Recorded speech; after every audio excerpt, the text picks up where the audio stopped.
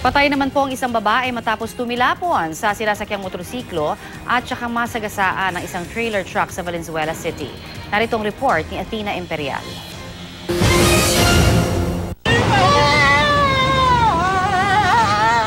Ilang minuto na lang, maihahatid na raw sana ni Amor Pantaleon ang kaibigan sa bahay nito sa barangay Karuhatan sa Valenzuela, sakay ng isang motorsiklo.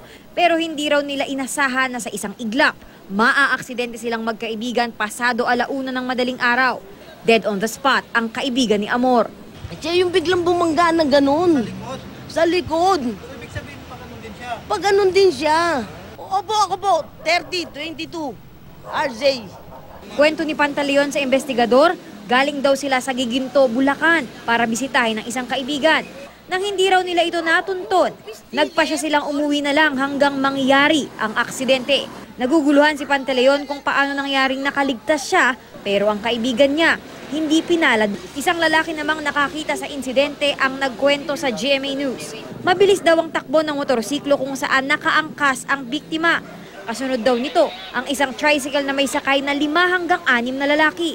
Matulin din daw ang takbo ng tricycle na nakasagian ng motor. Ito yung motor, yung tricycle nandito. Inabot nila yung likuran eh. Tapos tumalsik kagad yung babae. Sa gitna tumalsik yung babae. Napailaliman yung motor kagad eh. May kasunod silang trailer truck eh. Dikit-dikit lang sila eh. Inabot sila nung unang trailer truck. Dagdag pa ng saksi, nagmadali raw ang mga lalaking sakay ng tricycle sa pagtanggal ng motor sa ilalim ng tricycle.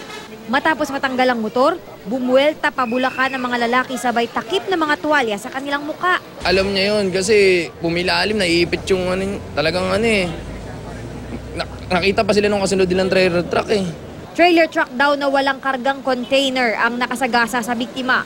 Pinaghahanap na ng mga otoridad ang tricycle at ang mga sakay nito, maging ang driver ng trailer truck na nakasagasa sa biktima.